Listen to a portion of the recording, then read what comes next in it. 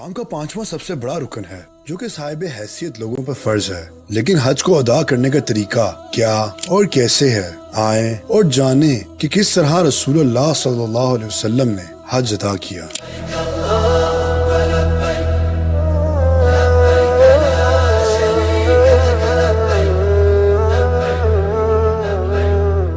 اس سب کا آغاز 8 ذی الحج کی صبح سے ہوتا ہے۔ اشراق کے وقت غسل کریں اور خوشبو لگائیں اور پھر احرام باندھ لیں۔ حج کے لیے ایک بات جان لیں کہ یہ عمل حج تمتع والے کریں گے، جیسا کہ حج قران والے پہلے سے احرام باندھ چکے ہیں اور حج افراد والے مکہ کراس کر کے آ چکے ہیں تو وہ پہلے سے ہی احرام میں ہیں۔ تو جو لوگ مکہ میں موجود ہیں وہ لوگ 8 ذی الحج کو احرام باندھیں گے۔ 8 ذی الحج جس کو یوم الترویہ بھی کہا جاتا ہے، جس کا مطلب ہے اونٹوں کو سیراب کرنا یا تیار کرنا، اور جیسا کہ حج کا آغاز اس دن سے ہوتا ہے تو یہاں سے ہاتھیوں کی تیاری شروع ہوتی ہے۔ احرام باندھنے کے بعد آپ نے حج کے لیے نیت کرنی ہے اور اقرار کرنا ہے، اللہم لبیک حجن، اے اللہ میں حج کے لیے حاضر ہوں، اور پھر اس کے بعد ترویہ پڑھنا ہے، لبیک اللہم لبیک، لبیک لا شریک لک لبیک، ان الحمد والنعمت لک والملک لا شریک لک، اللہ اکبر اللہ اکبر اللہ اکبر، لا الہ الا اللہ لا الہ الا اللہ لا الہ الا اللہ۔ یہ 3 طرح کے ترویہ ہیں، آپ اس میں سے کوئی بھی پڑھ سکتے ہیں، اور پھر یہ پڑھتے ہوئے پیدل یہ سواری پر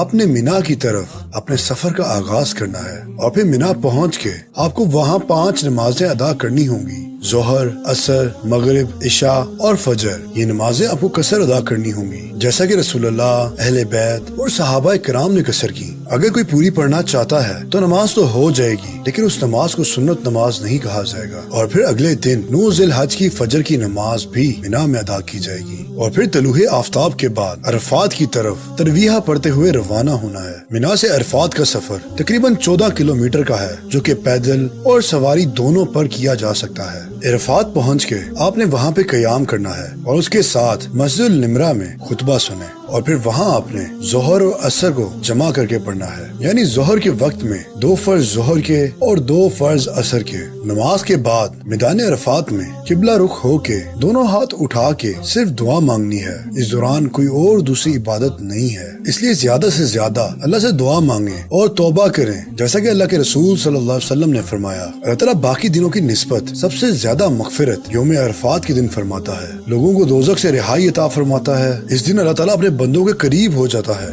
فرشتوں پر فخر فرماتا ہے اپنے بندوں کی وجہ سے، اور فرشتوں سے کہتا ہے کہ لوگ کس کے لیے جمع ہوئے ہیں، جیسا کہ فرشتوں نے اللہ تعالیٰ سے کہا تھا کہ تو ایسے لوگوں کو اپنا نائب بنانا چاہتا ہے جو دنیا میں کچھ تو خون کریں گے۔ اللہ کے رسول نے فرمایا حج عرفات کا ہی دن ہے، اور فرمایا جس نے عرفہ کا دن اور مزدلفہ والی رات کا بھی کچھ حصہ میدان عرفات میں گزار دیا تو اللہ تعالیٰ اسے حج کی دولت سے نواز دے گا۔ اور پھر جب سورج غروب ہو جائے اور یقین ہو جائے کہ اندھیرا چھا گیا ہے تو ذکر کرتے ہوئے مزدلفہ کی طرف روانہ ہونا ہے۔ اب یہاں مغرب اور عشاء کی نماز کو ہم مزدلفہ میں جمع کریں گے، پہلے مغرب کے 3 فرض اور پھر عشاء کے 2 فرض۔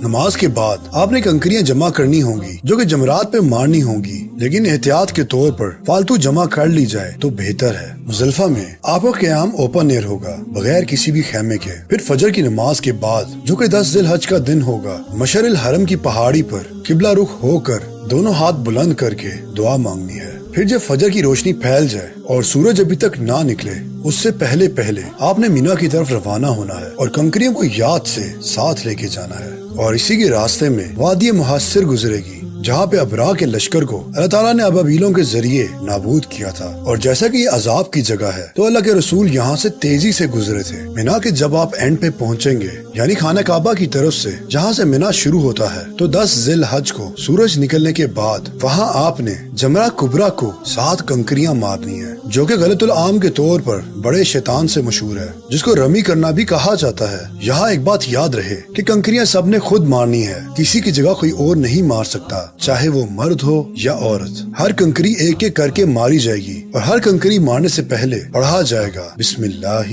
اللہ اکبر۔ پھر حج کنان اور حج تمتع والے قربانی کریں گے، اور حج افراد والے قربانی نہیں کریں گے، چونکہ انہوں نے عمرہ نہیں کیا اور ڈائریکٹ حج کیا ہے۔ یہ قربانی عید کی قربانی نہیں ہے، بلکہ جنہوں نے حج اور عمرے کو جمع کیا یہ اس کی قربانی ہے۔ پھر یہاں سے آپ نے مکہ کی طرف روانہ ہونا ہے، اور پھر حلق اور قصر کرنا ہے، اور پھر آپ احرام اتار کر غسل کریں گے۔ گے اور پھر اپنے عام لباس میں واپس آ جائیں گے۔ اب آپ یہاں سے احرام کی پابندیوں سے آزاد ہیں سوائے ایک کے جو کہ میاں بیوی کے ازواجی تعلقات کا ہے، اور یہ پابندی طواف کعبہ اور سعی کے بعد ختم ہوگی۔ اس کے بعد عام کپڑوں میں سب نے طواف کعبہ کرنا ہے، جسے طواف زیارت اور طواف افادہ بھی کہا جاتا ہے۔ یاد رہے یہ طواف حیض والی عورتوں کے لیے بھی لازم ہے، لیکن وہ پاک ہونے کے بعد یہ طواف کریں گی۔ اس کے بعد صفا مروہ کی سعی حج تمتع اور حج افراد والے کریں گے۔ حج کنان والوں کی پہلی سعی کافی ہے جو انہوں نے عمرے کے ساتھ کی تھی۔ یاد رہے اگر غلطی سے حج کا سیکوینس خراب ہو جاتا ہے تو کوئی حرج نہیں ہے اور نہ ہی کسی دم کی ضرورت ہے، کیونکہ جب بھی اللہ کے رسول سے کسی نے ترتیب ٹوٹنے کا ذکر کیا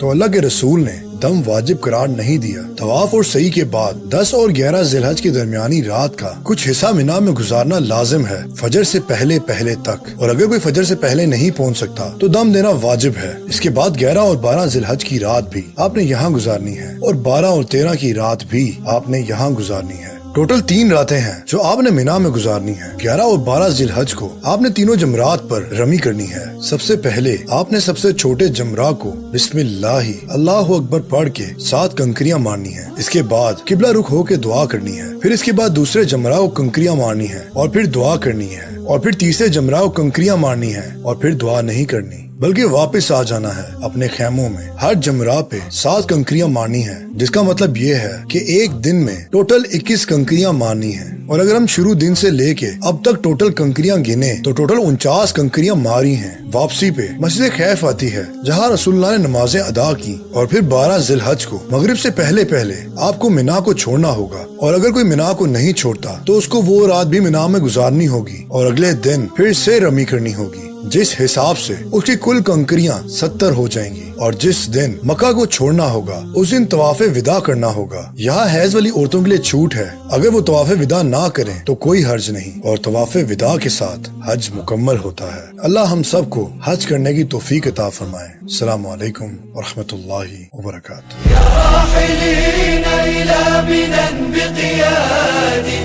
هيجتم يوم الرحيل فؤادي، صرتم وسار دليلكم يا وحشتي، الشوق أقلقني وصوت الحادي، حرمتم جفني المنام ببعدكم يا ساكنين المنحنى والوادي، إذا وصلتم سالمين فبلغوا مني السلام إلى النبي